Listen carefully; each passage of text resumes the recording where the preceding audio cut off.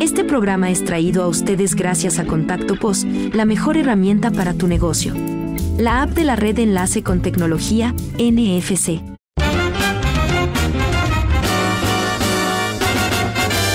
Esto es Cabildeo Digital.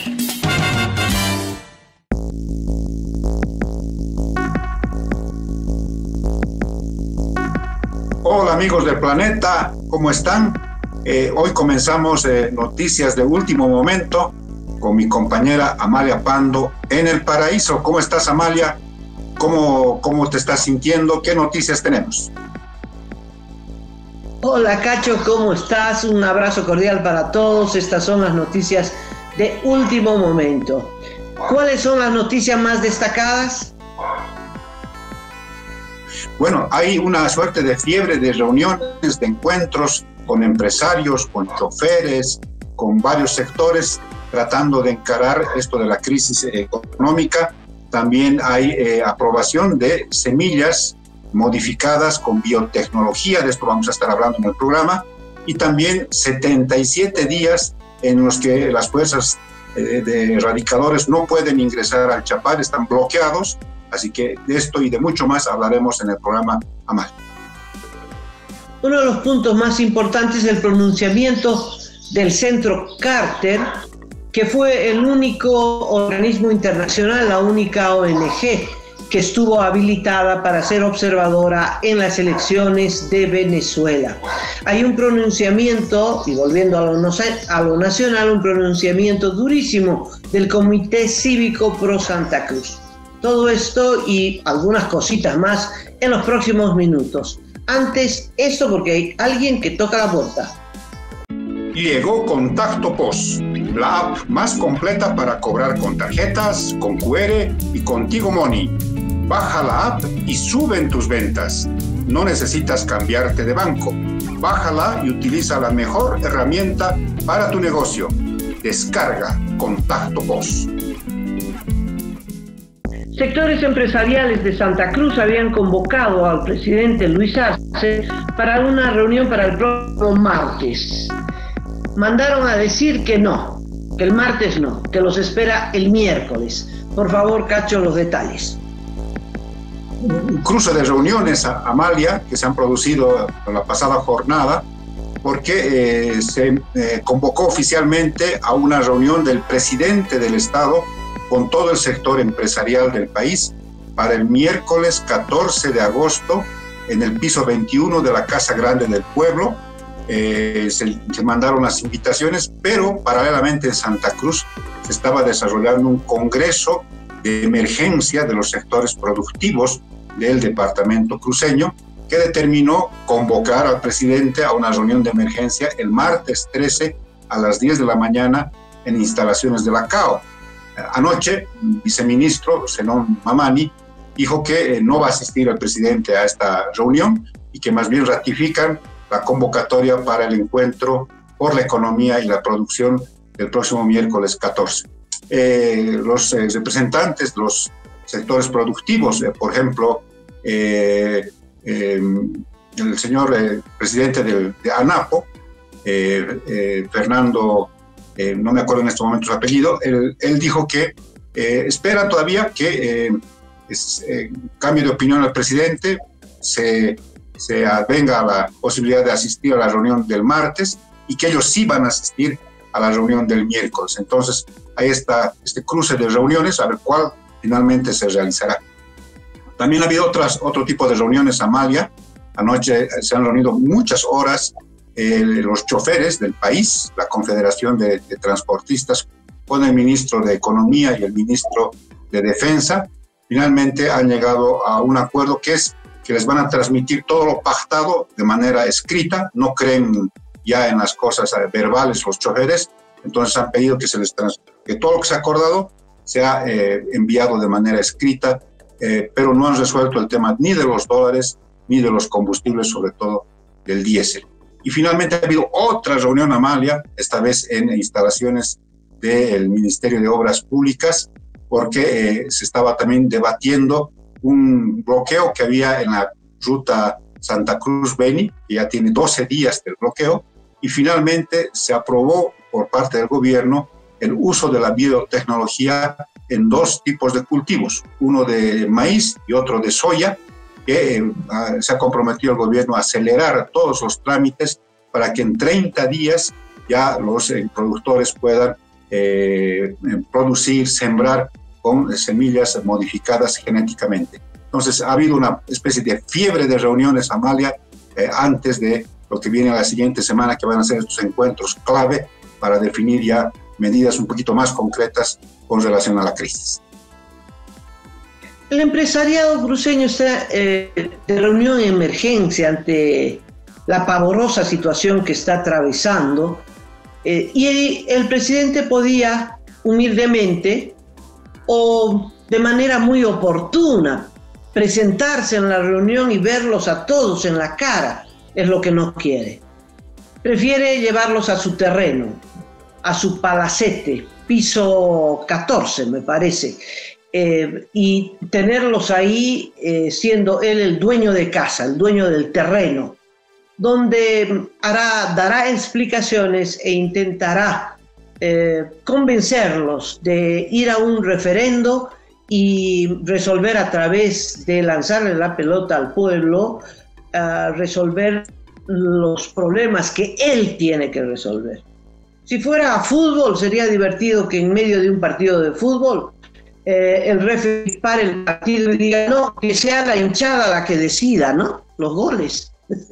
Es algo parecido. Bueno, te cuento que el Comité Cívico Pro Santa Cruz ha emitido un pronunciamiento muy duro, en el que dice que el gobierno ha tomado una actitud cobarde políticamente por no resolver lo que tiene que resolver, y que a través del referendo no se va a resolver nada, y que el gobierno es el encargado de tomar la sartén por el mango, y que no lo hace por cobardía política.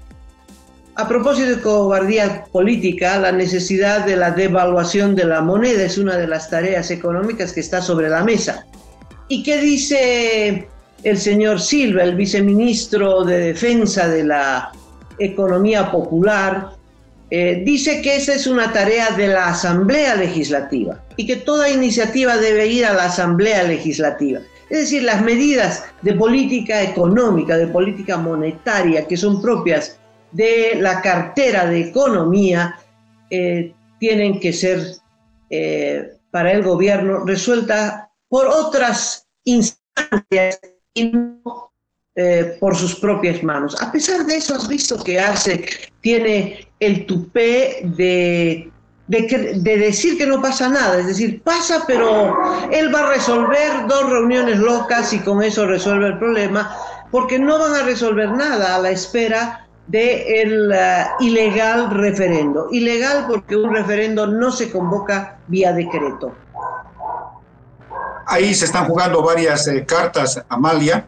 La reunión ayer de la CAO acordó también, una de sus resoluciones señala, convocar, pedir que se reúna todos los productores del país, no solamente los de Santa Cruz, que están agrupados en Confeagro, en la Confederación Nacional de Productores Agropecuarios. Y también decidió acudir a los comités cívicos, Amalia, que esta jornada, este viernes, se están reuniendo en la ciudad de Trinidad. Fernando Larach y otros dirigentes cívicos de otros departamentos ya están en Trinidad para debatir este tema del referéndum planteado por el presidente. Entonces, siguiendo tu línea, yo creo que van a llegar al miércoles el gobierno con su postura del referéndum, haciendo que la gente defina las responsabilidades de los gobernantes, y el sector empresarial, me imagino con respaldo incluso de los comités cívicos, para decirle, usted encara los problemas, o sea, usted resuelva la crisis económica, la crisis cambiaria, la crisis energética, resuelva de una vez. Entonces, van a llegar con estas 2 posturas, pero también se sabe que hay bemoles, hay matices en el empresariado boliviano, hay muchos empresarios que tienen mucha afinidad con el gobierno. Veremos si es una especie de posición conjunta la que puedan expresar los empresarios en el encuentro del próximo miércoles 14. De todas maneras, habrá que ver cuáles son los argumentos. Vamos a ir escudriñando en estos días para ver cuáles son los argumentos sobre todo del empresariado, para que se pueda llegar con esta postura de que finalmente sea el gobierno el que encare los problemas económicos del país. No sé si hay empresarios afines al gobierno o dependientes del gobierno, porque hay muchos que estiran la mano y esperan que el gobierno les dé algunas dádivas, contratos, en fin, o les resuelva el problema prioritariamente de los dólares. Te cuento a propósito de empresarios y de Santa Cruz. Hay un pronunciamiento, un anuncio de 89 lecherías, productores de leche, que han cerrado sus actividades, han entrado en quiebra y están cerradas, y los 89 han lanzado un pronunciamiento diciendo que por falta de materia prima, por encarecimiento de la leche de los productores, la falta de alimento para el ganado, etcétera, etcétera, falta de dólares, falta de diésel, no pueden continuar trabajando. Y entonces han cerrado sus actividades. Los que han clausurado son aproximadamente el 10% de las lecherías que operan en Santa Cruz. Y esto es lo que está pasando, ¿no? El cierre paulatino de la actividad productiva por estos dos factores, falta de dólares y falta de carburantes. Y vinculado al anterior, Cacho, hago notar que en el mercado ya no hay la mantequilla Pril. La empresa Pril es una de las más grandes del país como industria de lácteos y famosa, entre otras cosas, por su mantequilla desde hace décadas. Bueno, no hay más mantequilla Pril en el mercado, por lo menos no en la ciudad de La Paz. Tal vez harán una aclaración, son muy prudentes en sus pronunciamientos públicos. Es una empresa que depende del grupo Gloria peruano, pero refleja la crisis del sector, que está pidiendo, entre otras cosas, un incremento de precios generalizado a consecuencia de la situación dramática que se vive en el campo. Así es, Amalia, y en medio de todo esto, el gobierno ha cedido ante la postura, la presión que estaban ejerciendo productores de San Julián, de Cuatro Cañadas, y anoche, bueno, esta madrugada en realidad, se ha firmado un acuerdo con los dirigentes de estos municipios cruceños, y entonces lo que se ha aprobado, Amalia, es que se va a utilizar biotecnología en cultivos de maíz, en una variedad de maíz, y también una variedad de soya, y pronto entonces veremos en el mercado nacional producción de una variedad de maíz y de soya elaborados con este material transgénico.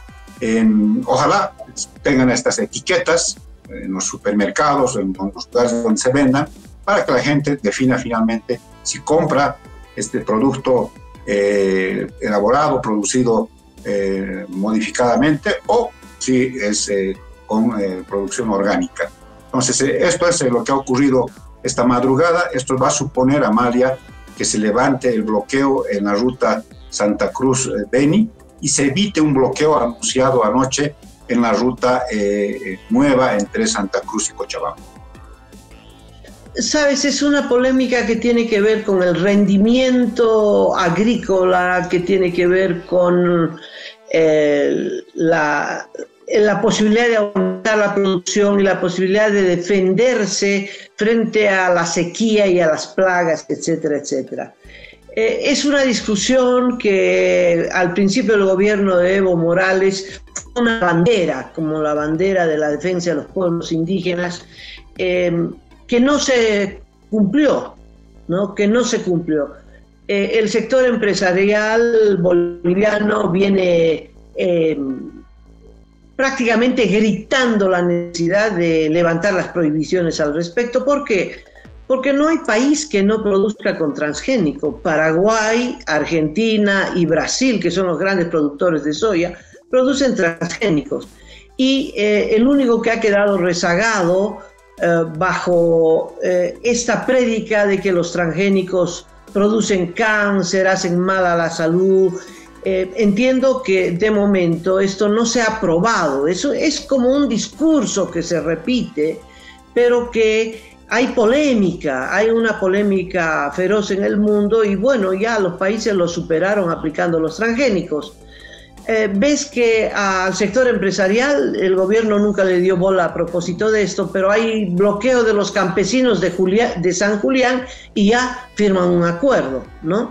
El gobierno solo es permisible a las presiones de los sectores masivos y populares y no de los sectores empresariales. Eso queda clarísimo. Así es, Amalia, y solamente un detallito es que EMAPA está acopiando granos también producidos con biotecnología. Así que es una dosis de cinismo también de decir no, pero están acopiando granos producidos con modificación genética. Propongo cambiar de tema, Amalia, para hablar del tema de la coca en el Chapare y lo de Venezuela, pero después de este mensaje de 15 segundos. Llegó Contacto POS, la app más completa que te permite cobrar de una forma simple y rápida en tu negocio, desde la cual podrás cobrar con tarjeta, con QR y también con Tigo Money. Contacto POS, descárgala ya.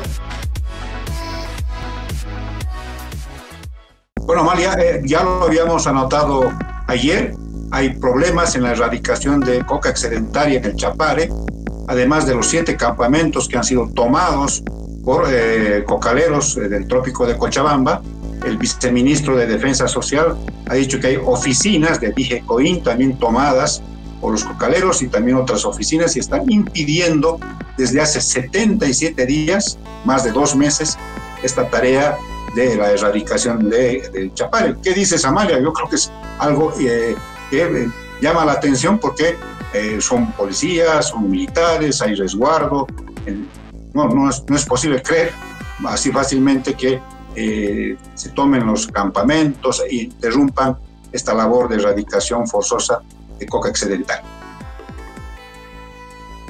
No, es cierto, Cacho, es cierto. Los cocaleros han irrumpido violentamente en los campamentos y han hecho correr a los conscriptos y a los erradicadores y han destruido los campamentos y las oficinas que centralizan la actividad de la erradicación. El tema es que me pongo a llorar por el gobierno. Pobrecitos, no pueden erradicar, Cacho, pobrecitos. Que lo pongan en el referendo también, ¿no? Las tareas que el gobierno tiene que cumplir y que no cumple. No hace nada para sofocar los incendios que están devorando casi 1 millón de hectáreas en el oriente del país. ¿Qué, lo ponemos en el referendo? ¿Apago o no apago el fuego? A ver qué dice el pueblo. ¿Erradico o no erradico? ¿Cómo pues, Cacho? ¿Cómo no va a cumplir su tarea? Esa es la obligación. Se sabe que en el sector de los cocaleros operan grupos armados. Eso lo sabemos todos, con video en mano. Todos sabemos que los cocaleros de Chapare están vinculados al narcotráfico y a grupos delincuenciales y grupos organizados y armados. A pesar de eso, el gobierno tiene que cumplir su tarea, tiene que erradicar cocales. Es otra de las tareas en las que el gobierno se cruza de brazos y la declaración del supuesto zar de la droga es para tirarse al suelo y llorar. ¿Cómo van a dejar que los cocaleros quemen, incendien y destruyan los campamentos de erradicación sin tomar medida? No, pues no es hacerse la víctima e ir a llorar al cuartito. Cacho, hay que cumplir las tareas. Es un gobierno que no cumple sus obligaciones. Ese es el punto. No hay gobierno. Esta inacción, Amalia, me parece que está pasando por un cálculo político y es evitar que Evo Morales y sus seguidores se victimicen en algo que les sirvió muchísimo sobre todo a Evo Morales en su época de dirigente cocalero. Era ser víctima de la represión, te acordarás en esos momentos, de la DEA y de sus brazos operativos en el país.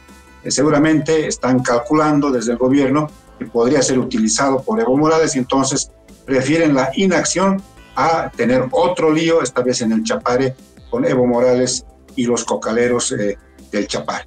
Así que estaremos atentos. ¿Cuántos días más sumarán en esta inacción una tarea esencial, que es la erradicación, y que tiene informes, porque tienen que informar esto en plazos establecidos a la ONU y a otras entidades internacionales, sobre todo porque hay seguimiento anual a las tareas de erradicación. Cacho, ¿te parece que pasemos al tema Venezuela? Sí, por favor, sí, es muy importante. Muy bien, bueno. Finalmente hay un pronunciamiento oficial del Centro Carter. El Centro Carter, que está organizado, es una fundación del expresidente norteamericano Jimmy Carter, que se caracterizó por la defensa de los derechos humanos en un periodo post-dictaduras militares en América Latina. Fue el promotor de los derechos humanos en Latinoamérica especialmente. Bueno, tiene una fundación y esta fundación fue la única admitida por Nicolás Maduro para observar las elecciones del pasado 28 de julio. ¿Qué dijo finalmente la resolución final del Centro Carter, Cacho? Es muy clara la decisión que tomó el Centro Carter y viene por dos elementos. El primero es que dice que no hubo un ciberataque, lo que Maduro llamó un ataque de ciberfascismo. No hubo, por una serie de datos tecnológicos sobre todo, pero porque en el mundo, Amalia, se había sabido reportar este tipo de ciberataques de parte de los servidores que se utilizan para almacenar la información. Y el día 28 de julio y siguientes nunca fue reportado ningún tipo de ciberataque a los servidores que contienen la información de la votación en Venezuela. Ese es un primer elemento. Y segundo, es que no hay manera de que Maduro pueda probar que él ha ganado las elecciones, porque todas las actas revisadas hasta el momento dan cuenta de que Edmundo González Urrutia ganó con más del 60%. Por tanto, coincide incluso, aunque hay una diferencia en puntos porcentuales, con lo que anunció María Corina Machado, de que González Urrutia ganó 7-3. ¿no? Ellos bajan un poquito, dicen más de 60%, pero dan como claro ganador, dicen nada más así en su documento final, que el ganador de las elecciones en Venezuela no es otro que el señor Edmundo González Urrutia. Así que la cosa está clarísima. Y Amalia, cuando leía la noticia, me hizo acordar lo que pasó en Bolivia, porque Evo Morales invitó a la OEA, le hicieron actos a Almagro, trajeron a la misión de observación y fue la OEA la que le dijo que cometió fraude. Lo propio en Venezuela, le permitieron ingresar al Centro Carter con sus observadores y es el Centro Carter que dice aquí se ha cometido un poco más fraude y el ganador es Edmundo González. Esto del hackeo es importante porque fue el argumento del fraude. Fue el argumento para justificar el fraude, quiero decir. A ver, Maduro no presenta las actas y cuando tiene que dar alguna explicación de por qué no están las actas, dice porque María Corina Machado ha hackeado la información del Consejo Electoral. Sin ninguna prueba, sin ningún argumento. En Bolivia era distinto, porque fue un autohackeo. Te acordarás que cortaron las transmisiones para ellos publicar los resultados. Fue un autohackeo. Allá no hubo hackeo ni auto ni de afuera. No hubo hackeo. Pero alegan, ¿no? Con el aprendizaje de Bolivia, argumentan que hubo hackeo para justificar de que no hay actas. María Corina publicó todas las actas, el 80% de las actas las publicó en el portal que ellos han habilitado para el respecto, pero el Consejo Electoral no tiene las actas. No es que no las tiene, las oculta porque no le conviene mostrarlas. Y entonces, para justificar esa su actitud delincuencial, criminal desde el punto de vista electoral, entonces hablan de un hackeo. Entonces es muy importante que el Centro Carter hubiera dicho, no hubo hackeo, señores, no hubo hackeo. hubo fraude y o un intento de fraude, porque las cosas no están todavía decididas. Y aquí hay un claro ganador, es el Mundo González Urrutia, a quien hay que cuidarlo muchísimo, Cacho, cuidarlo muchísimo, porque es el próximo presidente de Venezuela, el próximo presidente legal de Venezuela, y Maduro tiene que irse. Me imagino que todas las fuerzas de seguridad, las cubanas, las rusas, lo que quieren es hacerlo. Por eso el Mundo no está apareciendo públicamente, y por eso, ante una convocatoria del Consejo del Tribunal de Justicia de Venezuela, que ha citado a todos los candidatos con un solo pretexto, a ver si se presentaba Edmundo González para detenerlo, pero Edmundo González dijo: no voy porque no me van a detener. ¿Qué puede decidir el Tribunal de Justicia? No tiene nada que decidir, si el que decidió fue el pueblo. Lo único que hay que hacer es el conteo de votos, y ese conteo no lo ha podido realizar el Consejo Electoral, y sin hacer conteo de votos le ha dado la credencial de ganador a Maduro. Esto es absolutamente vergonzoso. De tal modo que el comunicado, la conclusión del Centro Carter me parece que es un punto importantísimo de respaldo a las actas publicadas por María Corina Machado y todo su staff de la Unión de Partidos de Oposición en Venezuela. Pero además porque estuvo ahí, estuvo en el teatro de operaciones electorales, sus observadores tenían acceso al proceso mismo y por tanto han verificado de que no hubo el famoso ataque cibernético y han verificado el triunfo, la victoria de Edmundo González. Entonces ese es el elemento cualitativamente distinto a cualquier pronunciamiento de alguna organización internacional que no pudo entrar a Venezuela en el 28 de julio. Maduro, Amalia, amigos, está mostrando todo su rostro tiránico en estas horas. Lo que se sabe, perdedor, está acorralado, no saben ya cómo salir de este gran problema que generó el fraude del 28 de julio, y las últimas medidas que ha tomado son realmente muy complicadas. Primero, ha decidido suspender en Venezuela, ha decidido cortar en Venezuela la conexión con la red social X de Elon Musk por 10 días.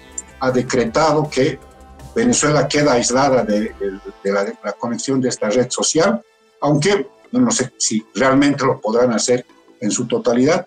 Y segundo, está suspendiendo visas a periodistas extranjeros. Me imagino son de Europa, de otras latitudes del planeta, no necesariamente de Latinoamérica, que no necesitamos visa para ingresar o pasaporte para ingresar a Venezuela. Entonces están tomando ese tipo de medidas contra periodistas, contra redes sociales, para tratar de aislar al conjunto del país de Venezuela y que no se sepan las cosas, que no se comuniquen la gente que está dentro de Venezuela con gente que vive en otros países del globo. Así que está mostrando todo su rostro tiránico en esta desesperación por salir del problema y quedarse en el poder. Una de las partes más nefastas del plan represivo del dictador Maduro está en el plan Tum-Tum, que consiste, es una metodología que la ha aplicado Cuba durante décadas, que es utilizar al vecino leal al régimen, que a cambio de su información y de la persecución de sus propios vecinos, de sus propios amigos y parientes, recibe dádivas, una bolsita de comida, un litrito de aceite, un trabajo, etcétera, etcétera, etcétera. Son los informantes del gobierno.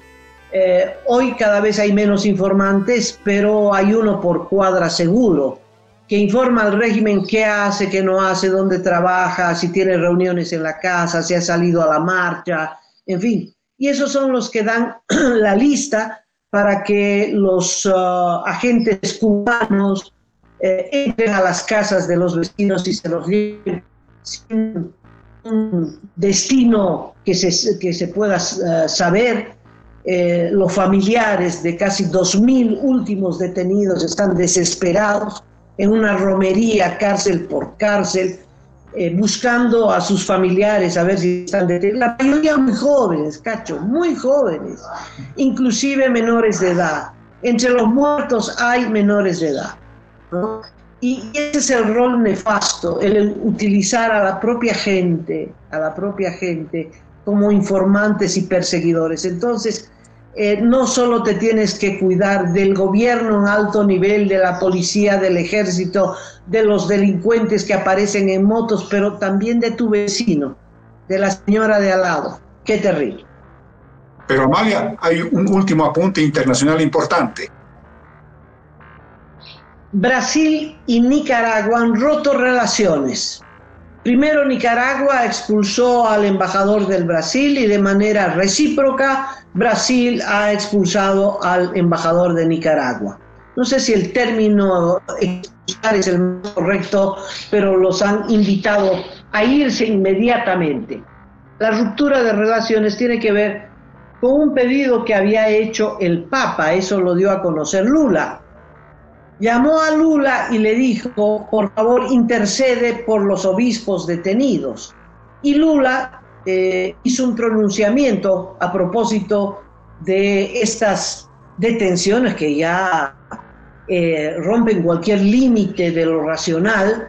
Y entonces el dictador Ortega de Nicaragua se resintió y nunca más le respondió las llamadas a Lula. Lula confiesa que intentó hablar con Ortega varias veces, eran amigazos, compinches, como lo era Maduro con Boric, pero no aceptan la menor crítica. Entonces, cuando escuchó de la voz de Lula que había un reclamo por los obispos, desconectó el teléfono, no le contesta más el celular y procedió a darle horas al embajador del Brasil para que se vaya, y a Lula no le queda otra, contra su voluntad, tener que romper las relaciones con Nicaragua. Así están las cosas, así actúa la dictadura.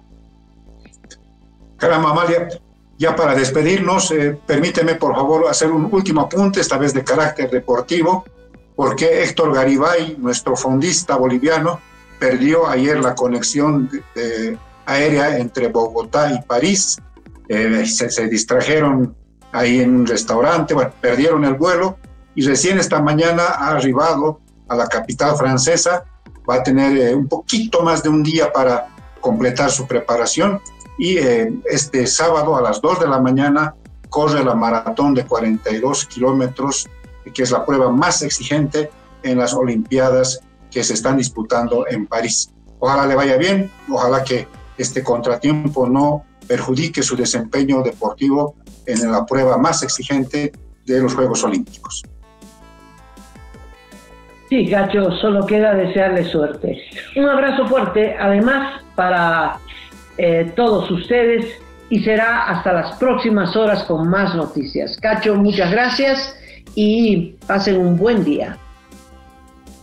Feliz fin de semana, Mali.